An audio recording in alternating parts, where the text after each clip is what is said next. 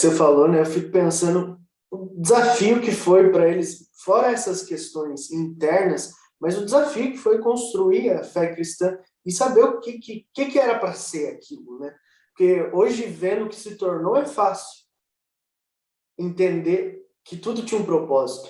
Só que para eles lá, é mais ou menos como você montar um quebra-cabeça, só que você não tem a caixa. Você não sabe a imagem que vai formar, você não sabe bem qual que deve ser o resultado, mas né, eu tenho certeza de que o resultado foi muito maior do que o que eles esperavam. Sim. Isso nos ensina, né, que com dedicação, entregando a sua vida por aquilo que você acredita, Deus vai te dar muito mais do que você pediu. Deus vai te dar uma coisa grandiosa, né? Tão grande que a gente não pode mensurar o que vai ser ainda, né? A gente ainda está vivendo isso. A gente Exatamente. ainda está vivendo o que Cristo fez no mundo. A gente não sabe ainda até onde isso vai e o que isso pode se tornar, né? Espero que coisas grandes ainda estejam por vir, né, em cima disso. E outro ponto importante é não ter medo de errar. Eu acho que quando você está começando um projeto, né? Eu e o Cris estamos passando por isso com o podcast, e você imagina, isso aqui é um grão de mostarda, né? Perto do que é uma coisa como a igreja e a fé e o cristianismo. Então, se você está pensando que você está fazendo o bem para as pessoas, não tenha medo de errar. Quantas vezes nós já erramos nos nossos projetos? É, Você prepara uma pregação e não consegue executar, né, do jeito que você queria, Uhum. ensaia uma música, ela não sai como você esperava. Quantas vezes nós caímos no pecado no meio do caminho, no meio dos nossos projetos, nós tropeçamos, mas eu vejo que nesses momentos a gente precisa, primeiro, né, se perdoar, isso é importante, para seguir em frente, porque muitas vezes nós até nos arrependemos dos erros, mas a gente não consegue se perdoar. E ficamos vivendo essa mágoa, esse remoído, esse sabor amargo das coisas que a gente fez de errado.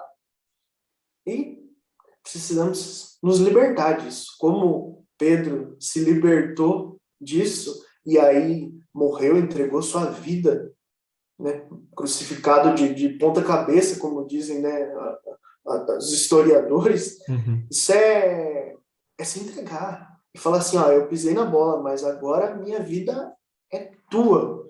E outro ponto também que é importante para que haja crescimento é confessar. Confessar os seus erros, né? E eu queria que o Cris falasse um pouco para a gente sobre esse processo de cura, sobre o que a confissão pode fazer nesse processo de renovar a nossa vida. Legal. Eu acho que esse amargor da boca, né, de Pedro e de Paulo também, né, os remoeu muito, muito, muito. Eu acho que os corroeu demais, né? Essa dor do estômago que não passa, esse amargo que não sai. E aí eu me coloco na condição também, porque é isso que o Marquinhos falou, né? A nossa vida, a gente consegue, eu consigo contar os meus erros, as minhas vitórias, talvez não, mas os meus erros, eles não saem da minha cabeça. Eles permanecem comigo, eu convivo com eles, né? E aí, o próprio Jesus instituiu esse poder a cada um dos discípulos, né? E aí esse poder foi carregado até os dias de hoje, que é o poder de perdoar os pecados, né? Então eu acredito que entre eles, né, entre os discípulos, né, entre cada um deles, eles tinham essa prática. O pecado faz parte do cotidiano da vida das pessoas, infelizmente, né? Mas é uma verdade. A gente convive com o pecado. Os nossos erros fazem parte do nosso cotidiano. Alguns erros nos machucam.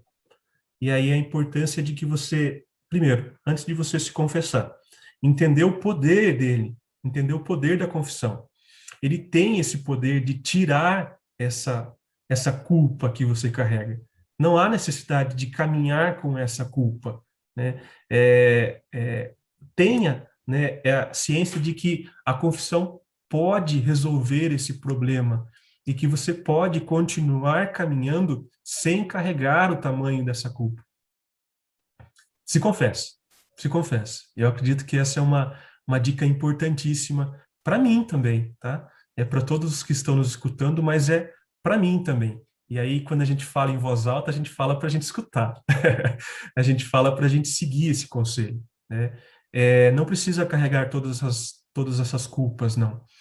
Por quê? Porque você é capaz de fazer coisas grandiosas sem esse fardo nas costas. Exemplo de Pedro e Paulo, né? Pedro e Paulo conseguiram, olha o que eles conseguiram, né? Mesmo Pedro tendo negado, mesmo Paulo tendo perseguido. Olha só, que legal, que legal. Eu acredito que quando eles confessaram, né, para os companheiros mesmo, naquela época a gente não tinha um sacerdote com esse poder, né? A gente tinha os discípulos, né? Que a princípio é até mais, né, do que um próprio sacerdote, próprio padre.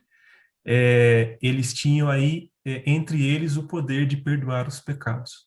E aí, com o pecado perdoado, eu consigo caminhar muito mais leve. Se eu caminho mais leve, eu caminho mais, né? Eu vou mais longe ainda. Então, tá aí uma dica que a gente pode caminhar mais leve, sem o peso da culpa, através da confissão. Procure um padre. Eu tenho certeza que com essa sensação de que eu vou me libertar, e de fato isso vai acontecer.